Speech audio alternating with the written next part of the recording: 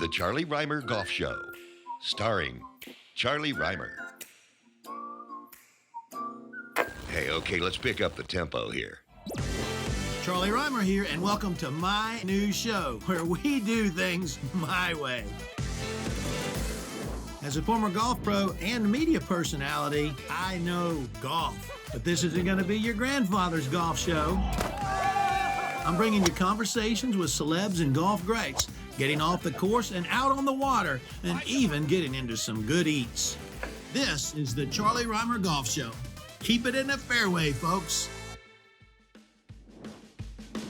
Today, I'm at TPC Myrtle Beach with a man that likes to grip it and rip it. I'm Charlie Rymer, and this is Riding with Rymer. So, you know, John Daly is coming here to play golf with me today. No way. Today, right? There's no way. John Daly is going to be here, and he's going to play.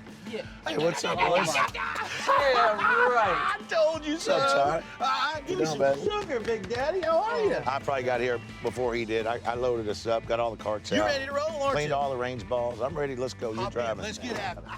Never doubt me again. Let's get after it. Let's go, baby.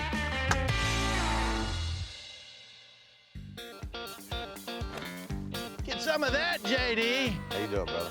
Pleasure to meet you. You never know who you're going to run into in Myrtle Beach. You've been practicing, kid. So, John, let's go down memory lane a little bit. And your PGA Championship win. There have been a few days passed between now and then, but when you think about that week, winning the PGA Championship, what's the first thing that comes to mind? It's hard to explain. It's like, you know, it didn't hit me until kind of after. I think just thinking about, you know, all the hard work that I put in as a kid and everything. And I mean, going from green to tee, high-fiving the fans, every hole. And it started on the second round. Crooked Stick was a perfect golf course for me. All right, You know? so let's move forward a few years, winning the Open Championship, St. Andrews, the old course, the situation with Roca there on 18.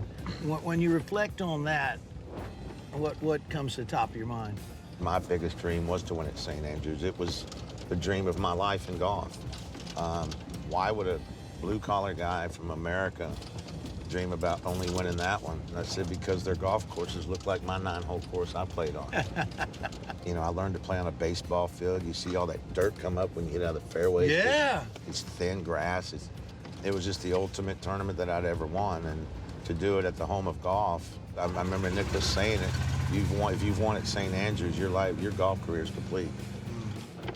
When fans watch golfers, they think everything is perfect all the time. And I think the average golf fan just doesn't understand emotionally how challenged this game can be. Emotionally, mentally, physically, I don't think a fan understands that, okay, shot by shot, day by day, you know, we worry more about other things in our life when we get older. We taking our medicine, right? Right. What's gonna hurt today? I mean, it's injury after injury after injury, Yeah. and you know, it's tough. Yeah, well, you're gonna make some bogeys, you're gonna make some double bogeys, and you've made bogeys and double bogeys off and on the golf course. You've always been open and honest about what's going on in your life. You think that's helped your relationship with the fans? Because fans still to this day, they love them some John Daly. Well, I've been honest with them. I mean, and I've been honest, you know, you gotta be honest with yourself. When you screw up, go ahead and admit you screwed up, man. Yeah. Get it out of your soul and your system. And I've had thousands of people come up and say, man, I've had the same issues you've had. I've gone through this same thing. And I always tell them, don't be embarrassed to make mistakes in your life. You just gotta try and fix them. You gotta go on the next hole, right? You gotta go on the next hole. You gotta just try and fix it. No matter whose heart you've broken or them breaking your heart, you gotta somehow make amends to them and make amends to yourself first, because that's the only way you're gonna get anything positive out of life. All right, JD, we got basically an island green here. What do we got? 243. Aren't you a member of the Champions Tour? Yeah, aren't you? Yeah, let's move on up a little bit. We're going on up. Let me get my golf shoes on. There we go. Spikes need change. I think you got me, Go to the JD. bar. You don't even have to putt from there. Those were two good shots. Damn right they were. Okay, tell me maybe some things that you've done with Make-A-Wish. I know that's a charity that's very near and dear to your heart. No one ever talks about the good things that John Daly does. Well, I did Make-A-Wish for 14 years. We had a miracle child, Lori, had spinal cancer. She's 16 when I met her. She had like a year to live, not even. And she came through it. In 2007, they announced her cancer-free. And literally, throughout the course of your life and career, millions and millions and millions of dollars have been raised to help kids. Yeah, I mean, let's put it this way, it's more than I've won on tour, Yeah. you know? But before the PGA Championship at Crooked Stick, that era was Nike Tour. You won a tournament, and you'd spent some time that week over at the orphanage. And before you left town, you basically left your whole check for that orphanage. And this was before you had a dime. Is that a true story? It was actually the first year on tour, it was Ted Grossi, and I won this tournament, and I gave the check back to Mr. Grossi. I don't know, it came out and it felt right, and I said, just keep it. I want to talk to you a little bit about your son, Little John. We see him every year when you play in the father-son in Orlando, and He's into it. I mean, he loves it. You know, it's his very first tournament. He shot like 98, and it was one of his first ones. And he says, Dad, I got to work on my forearms.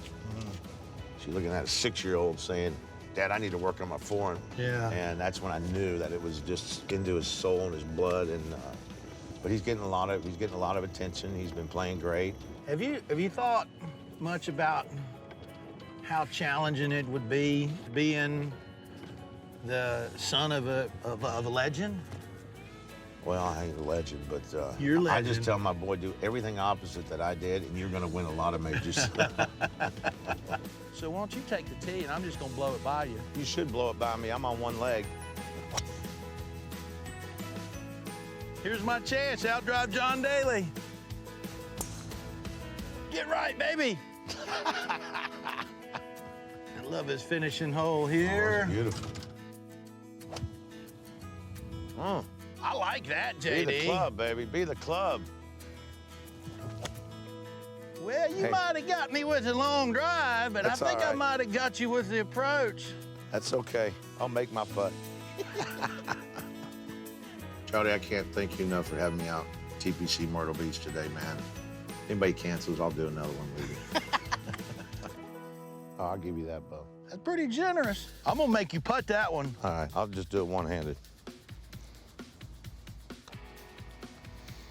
All right. Yeah, that So doesn't we really tried this hole. surprise me. JD, as always, great hanging out with you, buddy. Appreciate you coming to TPC Myrtle Beach and hanging out with us and riding with Rymer. I enjoyed it, buddy. You're All the right. best. Let's get on out here. We got a little rain coming. You know, I'm gonna let you buy me a hamburger for lunch. I'll buy you two, because it looks like you've been eating a lot. I'll eat too. I'm Charlie Rymer, and you're watching the Charlie Rymer Golf Show. We got plenty more great stuff coming your way. So if you change this channel, you're a rotten egg. Now I'm headed to the course, but I forgot my clubs. I guess I'll just have to make friends, and I think I know how to do that. Time now for Ambush Trivia. I'm at the spectacular Caledonia Golf and Fish Club, and there are some unsuspecting golfers out on the course right now that are about to have a chance to win a little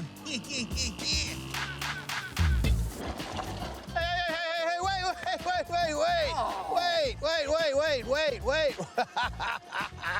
How you guys doing? Was that shot any good? Did I mess it up? Oh, it was terrible. Oh, good. I'm glad to hear that. Okay. So we got some trivia. 5 questions. If you get 4 of them right, you get a little something or another. I hope so. I need that. Okay, so in the 2018 U.S. Open, Phil Mickelson intentionally broke Rule 14-5, and we all know what that is, right? He used it to his advantage despite a 2-stroke penalty. What is the rule he broke? Putted while the ball was still moving. Putted when the ball was still moving. Okay, if your club breaks during a swing, does it count as a stroke? You can say yes.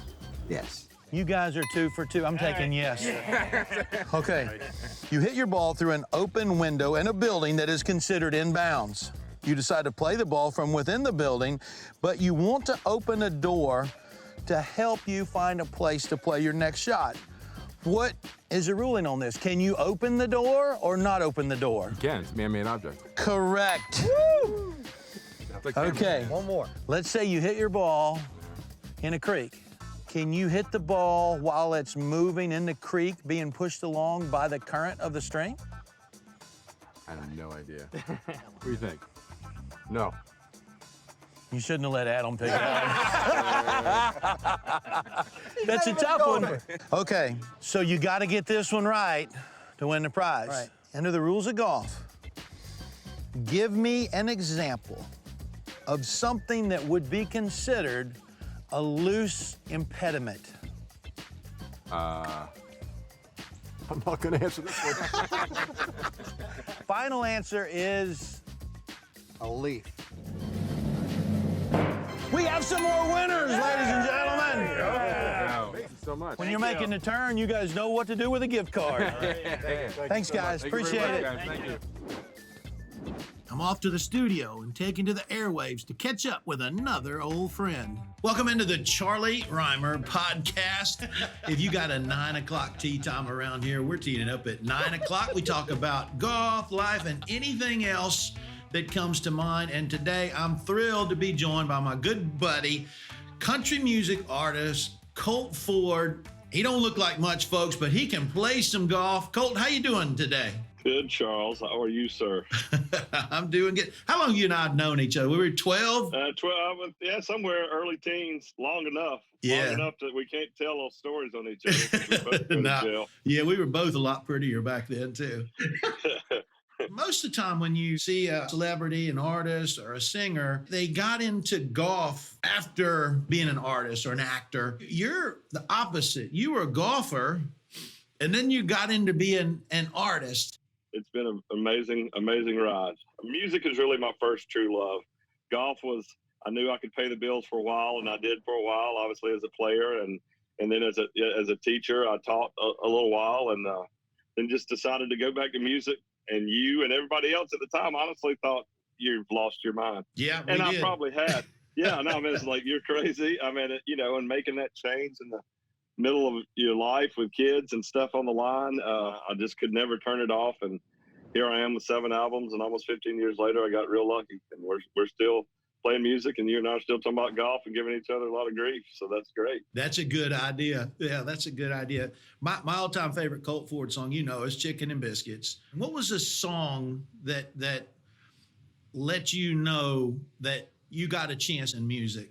I've spent a lot of time in music chasing other fads, if that makes sense. And so I chased a lot of things. Then when I tried to be really honest with myself, right through the country, I wrote that record and recorded it in about a week or so. I remember even playing some stuff for you at my dad's little old used car lot. At first, you thought I was nuts. Then you were like, "Wow, okay, maybe there's you may have something here." That was Dirt Road Anthem. Yeah, that was Dirt how Road many Anthem. downloads?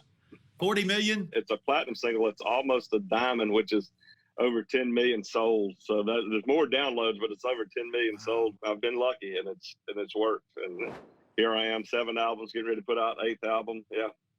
Let's switch gears a little bit, and we can't wait for more music, by the way. But let's switch gears a little bit. You're now playing in some PGA Tour Champions events, and you're not playing as a celebrity. You're playing as a professional. You're not playing in Pro-Am. You're playing in the tournaments themselves. What has that experience been like? Having chased that dream for so long in my life and had some success and won some tournaments, and then to go a different direction but still have golf be part of my life, and to come back around now and get these opportunities to play in a couple of, a few Champions events with guys. Some of them I've grown up playing with my whole life, which is fun, and some of them legends that I've never got to spend a lot of time with. I mean, to go out and compete and play with guys that are the best in the world, that have been the best in the world, that are Hall of Famers, and Ernie Els and Fred Couples walking around here, and Colin Montgomery, and just guys that have won majors. Now Phil's out playing some, and him and I are still friends. Tim Furyk, who I grew up with, like you, still buddies. He's out here. It's unbelievably humbling. The tour's been really good to me. I hope I get to play some more. But I think I played a lot better than the majority of people thought I would. Well, Colt, it's fun to see you, as you say, out doing your thing, which is making music, making people smile, and playing some great golf. We appreciate you joining us right here on the Charlie Rymer podcast, buddy. I can't wait to see you again soon. I appreciate you continuing to entertain the world with your jokes and laughter and quick wit and golf. And I love you, brother. I'm proud of you, and I'm proud to be on the show with you. Love you too, buddy. See you down the road. Keep having fun. Take care, pal. Colt Ford, ladies and gentlemen, he is the best. This has just been a small snippet of my interview with Colt Ford on the Charlie Rymer podcast. For the full interview, go to playgolfmyrtlebeach.com. We'll be right back, but first, let's hear from my buddies that love Myrtle Beach just as much as I do. Hootie and the Blowfish. If you're taking your buddies and you're looking for someplace to go play golf, I can't think of any place better than Myrtle Beach. You're gonna get all the golf you want for whatever price you want to pay. All the restaurants you need, you're gonna find whatever you're looking for. You know, why go anywhere else? Golf has just always been a part of Myrtle Beach.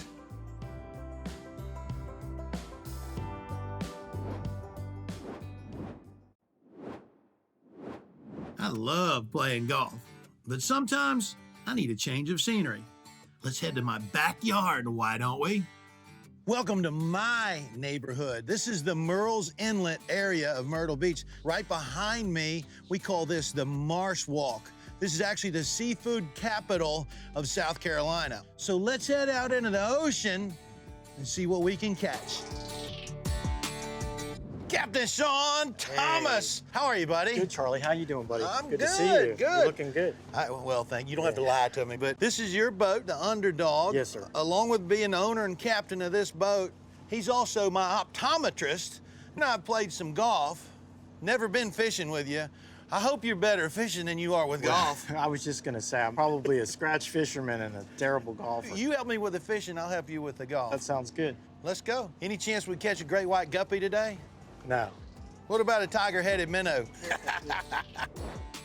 All right, so Sean, we're just off the beach here at Huntington State Park. Correct. The water's pretty shallow here, Pretty right? shallow, but there's some bait in here, so the fish are in there. Yeah. We put out just some spins on a planer rod. It keeps it down below the surface. But we're fishing a pretty standard rig here that we use for king mackerel. They're pretty aggressive feeders, so you don't have to do anything too elaborate. But that looks pretty good right here. That's not too bad. Make yourself useful. You're putting me to work now? Yeah, I need an extra hand.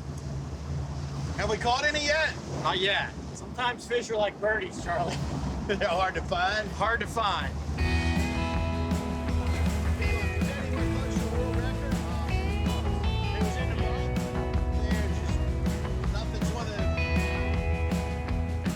Talk to you on a serious note.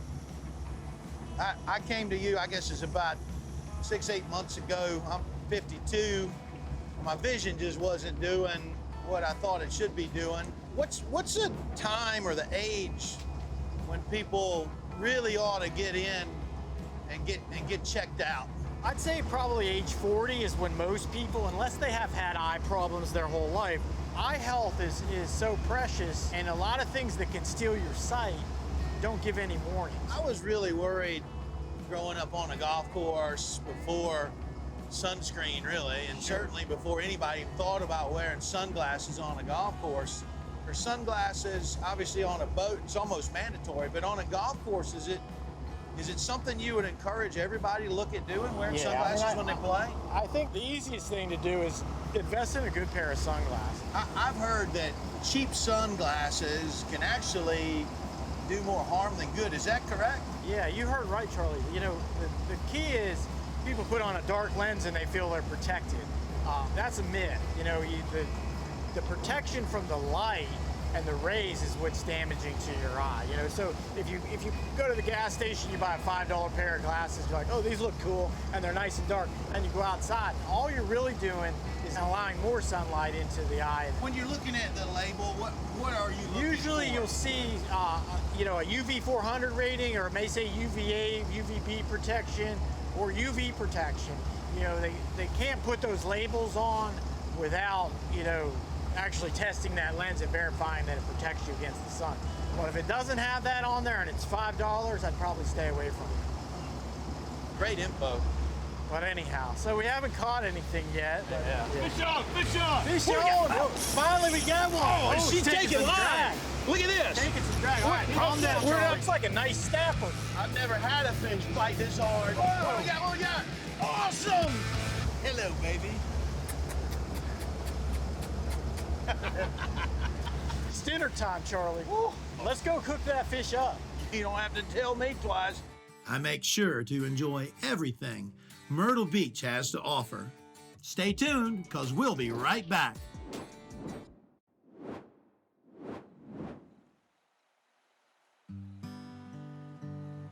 Sometimes in golf, you hit a perfect drive right down the middle of the fairway, and it ends up in a big old nasty divot.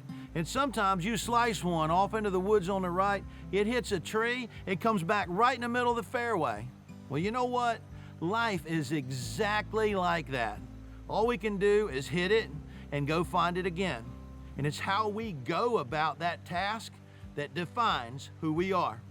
Hope you've enjoyed the Charlie Rymer Golf Show, and keep it in the fairway, folks.